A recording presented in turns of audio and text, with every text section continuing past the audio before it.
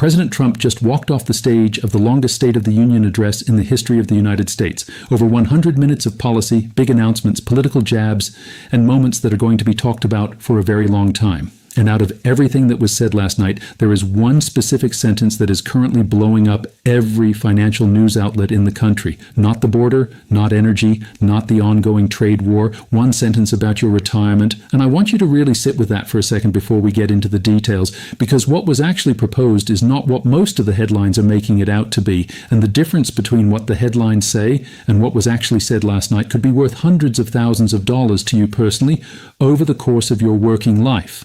So let us get into it, because the numbers here are genuinely staggering when you slow down and actually run them. Before we get to the announcement itself, let me give you the context, because this did not come out of nowhere. For several months now, this administration has been laying what they call the groundwork for a relief agenda for the American people. It has come up in interviews. It has come up at rallies. The administration has floated several different versions of what meaningful financial relief could actually look like for everyday working Americans. But last night, something shifted. Because last night it stopped being a talking point and started becoming a concrete, specific proposal delivered from the most watched podium in the entire country. And once something gets said out loud from that stage, the political and legislative machinery around it starts to move. Now let me set the stage fully, because context matters here. The stock market has been hitting record highs. 53 record highs since the election, to be exact. Early in the speech there was a clear victory lap on that front. The argument was made that the typical 401k balance is up by at least $30,000 since January. That is a real win for people who are already in the market. But here is where it gets uncomfortable. While Wall Street is cheering, half of all working Americans have been watching from the outside. They see the market going up, they hear about record 401k balances, but they do not have an employer matching their contributions and doubling their money the way corporate executives do. They have been working hard, paying taxes, and building this country, and the retirement system has largely passed them by. That is the specific inequality President Trump called out last night. He used the phrase gross disparity, and then he announced what he intends to do about it. Here is exactly what was said. Yet half of all working Americans still do not have access to a retirement plan with matching contributions from an employer. To remedy this gross disparity, I'm announcing that next year my administration will give these oft-forgotten American workers, great people, the people that built our country, access to the same type of retirement plan offered to every federal worker. We will match your contribution with up to $1,000 each year. Okay, let us slow all the way down right there, because there is a lot packed into that statement, and I think a significant number of people who watched the State of the Union either missed it entirely or did not fully process what was just proposed. So let me break this down as clearly as I possibly can, because this is the part that could directly affect your financial future. First, this is not a stimulus check. This is not COVID-style cash being deposited directly into your bank account. And here's the thing. What this actually is may be more powerful than a one-time payment.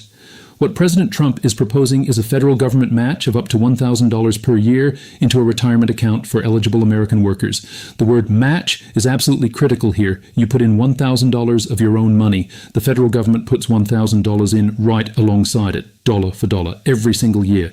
And that money then sits in an investment account, growing with the market, compounding over time, building wealth that you own. Who does this apply to? This is the part that matters most. This is specifically targeted at the roughly half of all working Americans who currently do not have access to an employer-sponsored retirement plan that includes matching contributions. Think carefully about who that actually describes. That is your gig workers, your part-time employees, your freelancers and independent contractors, your small business workers, restaurant staff, truck drivers, home care workers, self-employed individuals, the people who have been working hard every single day and have had absolutely zero access to the kind of retirement benefits that federal government employees and large corporate workers have enjoyed for decades. These are the people who have been told their whole lives to save for retirement, but have never had an employer standing next to them ready to double what they put in. That is who this announcement is for. And that is exactly why people on both sides of the aisle stood up when it was said. Because this is not a Republican issue or a Democratic issue. This is a structural fairness issue. Half of America has been excluded from one of the most powerful wealth-building tools the modern economy offers. And for the first time in a long time, someone is standing at the most visible podium in the country and saying directly, we are going to fix that. Now let me walk you through what the actual structure of this proposal would look like, because the design matters. The administration wants to model this on something that already exists and already works. The Thrift Savings Plan, the TSP, is the retirement system that every federal government worker in the United States currently has access to. It is widely considered the best-run retirement program in the country. The reason comes down to three things. It is simple to understand, it has the lowest fee structure in the industry, and it is portable. That portability piece is enormous for the workers this is meant to serve. A plan that stays with you from your job at a local diner to driving for a rideshare platform to working at a corporate office. No more forgotten 401k accounts scattered across jobs you left years ago. The investment options inside this kind of structure would be straightforward. Safe government bonds for people who want zero risk of losing money, a fund that tracks the S&P 500 for broad market exposure, international and small cap stock funds for diversification, and life cycle funds that automatically adjust your risk profile as you age so you do not have to be a sophisticated investor to use it effectively. The federal government match of up to $1,000 per year sits on top of all of that as the accelerant. Now, I want to sit down with the math together because I think this is where the announcement stops feeling like a political headline and starts feeling like something genuinely significant for your real financial life. And I do not want you to just hear these numbers. I want you to actually feel them. The proposal is a $1,000 match. You contribute $1,000, the government contributes $1,000. On day one of year one, you have $2,000 working for you in the market. Let us run three different growth scenarios based on different market performance assumptions. Conservative growth at 6% average annual return. You contribute $1,000 per year. The government matches $1,000 per year.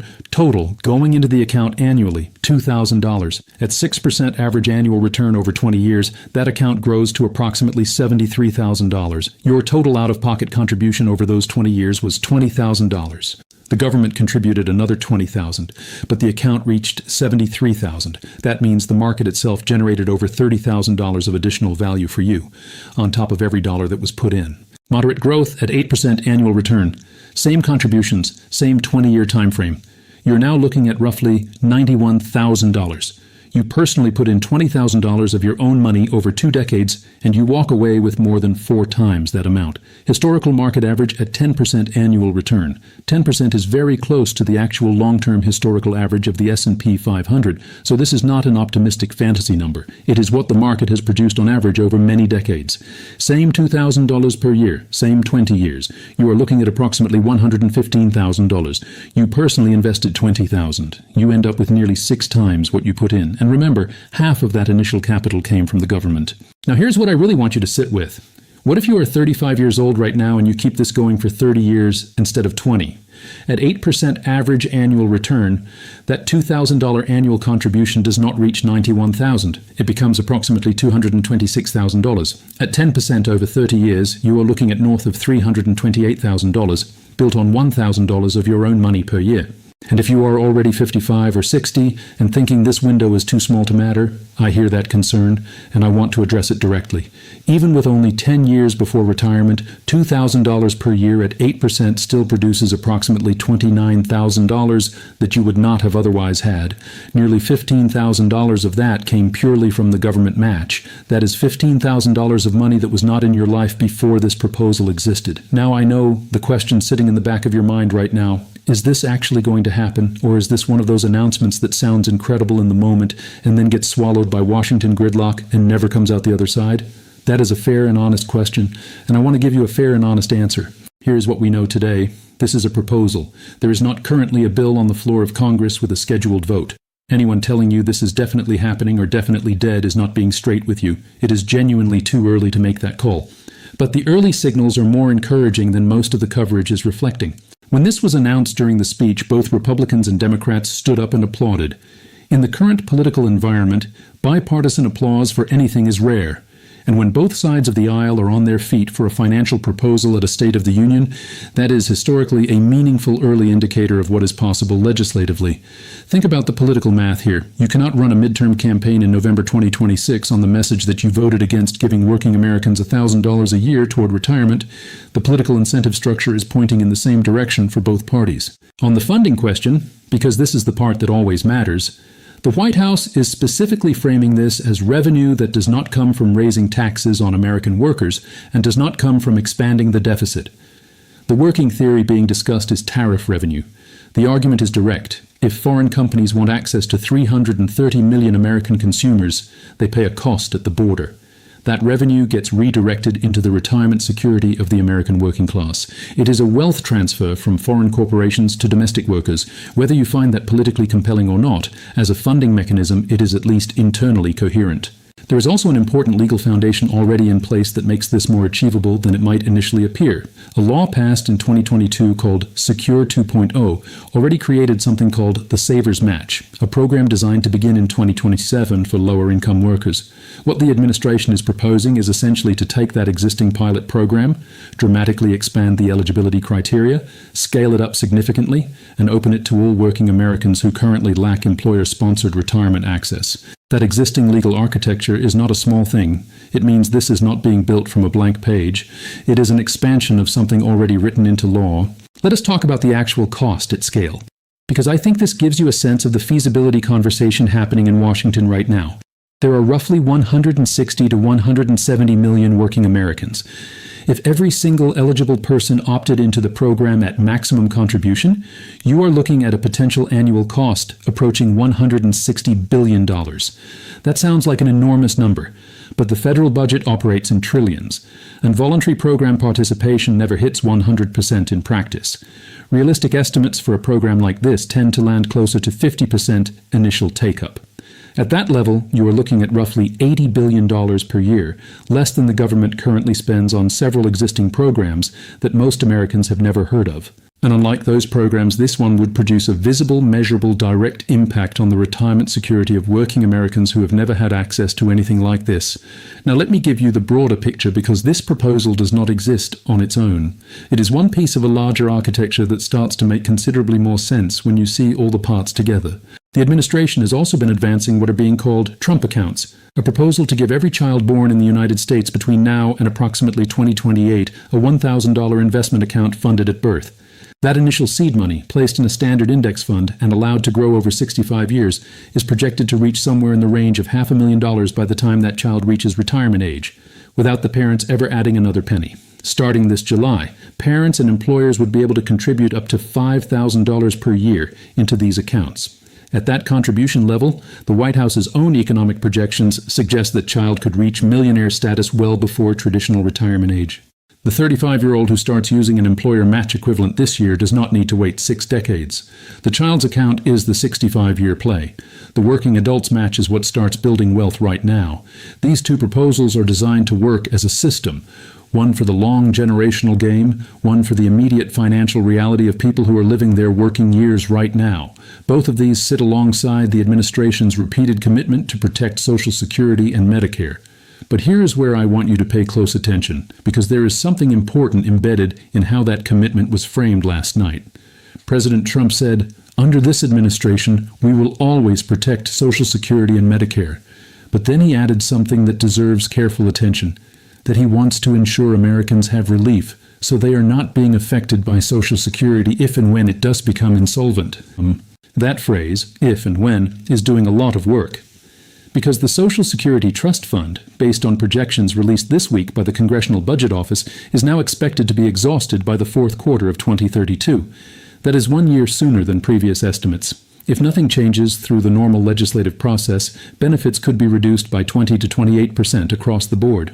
For anyone relying on Social Security as a primary source of retirement income, that is a problem with a much closer horizon than most people realize. What this administration appears to be attempting is not to fix Social Security through the traditional political tools, raising the retirement age, cutting benefits, increasing payroll taxes. What they are describing is building a parallel system of private retirement security so that by the time 2032 arrives, working Americans have their own account, their own assets, their own compounding wealth that does not depend entirely on a government check that may be under serious pressure. Whether you find that reassuring or unsettling probably depends on your broader view of how retirement security should work in this country. But the 2032 deadline is real, it is approaching regardless of which party controls Washington, and it is the reason the timing of this announcement is not accidental. Let me be completely direct with you now, because I think that is the only way this kind of coverage is actually useful. I'm not going to tell you this is a done deal. I'm not going to tell you to open a retirement account tonight expecting a federal deposit to show up next month. We are not there yet. What I will tell you is that this is one of the most substantive, politically viable financial proposals to come out of a State of the Union address in a very long time. It is targeted at people who have genuinely been left behind by the existing retirement system. It has a coherent funding argument attached to it. It drew bipartisan applause in the room. It builds on existing law through Secure 2.0. The administration has attached a specific implementation timeline to it, and it sits within a broader policy architecture. The Trump accounts, the Social Security commitments, the 2032 awareness that gives it context and momentum. None of that is a guarantee. Washington has a long and well-documented history of ideas that sound compelling in a speech and never survive the legislative process. But none of that makes this a minor story or a throwaway line either. The political incentives, the legal foundation, and the bipartisan room reaction all point in the same direction. Here's what I keep coming back to at the end of all of this. Even if the final version of this legislation looks different from what was described last night, even if the match ends up at $500 instead of $1,000, even if the eligibility criteria end up somewhat narrower, the fundamental idea of giving working Americans without employer retirement matching access to a meaningful government-backed retirement program is sound policy. It has been discussed in serious policy circles for years. The fact that it is now being proposed at the highest level, with apparent bipartisan support, connected to existing legal frameworks, and backed by a specific political timeline, makes it more than a headline. So where things stand today, President Trump proposed a $1,000 annual federal match into retirement accounts for working Americans who currently lack employer-sponsored retirement access. It was announced during the longest State of the Union address in American history. Both parties applauded it. The administration has targeted 2026 for legislation and 2027 for implementation. Tariff revenue is being discussed as the funding mechanism without new taxes on American workers. The proposal has a legal foundation in Secure 2.0. It connects to the Trump accounts for children, and it is framed as a direct response to the Social Security Trust Fund running toward a 2032 deadline that is now closer than most people realize. That is what we know. It is not law yet, but it is serious, it has real momentum behind it, and it could directly change the financial future of tens of millions of working Americans who have never had access to anything like this. I will be tracking every development. The bill text, the income limits, the exact eligibility structure, the funding details. And I will bring it to you the moment anything new comes out. Because if this passes in anything close to the form that was described, the math we just ran together tells you everything you need to know about how significant that would be. Now, there is one more thing I want to address before we wrap up, because I think it deserves its own honest discussion. A lot of people watching this are going to hear all of this and still feel skeptical. And I do not blame you for that. Not even a little bit. We have all seen the cycle, the big speech, the applause, the headlines, and then 6 months later, nobody is talking about it anymore, and nothing changed. That is a real pattern, and it is completely reasonable to factor it into how you process any announcement like this one. So here is my honest read on what is genuinely different this time, and what the real remaining risks are. What sets this proposal apart from most political announcements is the alignment of incentives. When both parties applaud something at a State of the Union, it is not just a warm moment in the room. It is a signal about political survival. Every single House seat is up in 2026, and the members of Congress facing tough races in competitive districts know exactly what it means to go home and tell working constituents, gig workers, small business employees, freelancers, that they had the opportunity to give them $1,000 a year toward retirement and chose not to act. That is a difficult message to defend. The political pain of opposing this is substantially higher than the political pain of supporting it. On most legislative battles, there are powerful interests on both sides, and the cost calculation is balanced. On this specific issue, the math is lopsided in one direction, and lopsided political math is what actually moves legislation through Congress. The real risks are real, though, and I want to name them. The biggest is funding mechanics. Tariff revenue sounds straightforward in a speech, but the actual path from tariff income to earmarked retirement match spending requires legislation that has to survive the Congressional Budget Office scoring process. If the official cost accounting looks significantly different from the White House framing, that creates headaches that could slow the process. The second risk is scope creep in reverse. When proposals move from speech to bill, they often get narrower. Income limits appear, eligibility criteria tighten, the match amount shrinks to make the numbers work. Even a reduced version, say $500 rather than $1,000, would still be meaningful policy for millions of workers. But the gap between announcement and final law is real and worth acknowledging. The third risk is simply the legislative calendar in a midterm year. If this does not move in the first half of 2026 before campaigns fully consume the agenda, the window gets tight. I'm laying all of this out not to dampen the significance of what was proposed last night, but because you deserve a complete picture rather than just the headline version.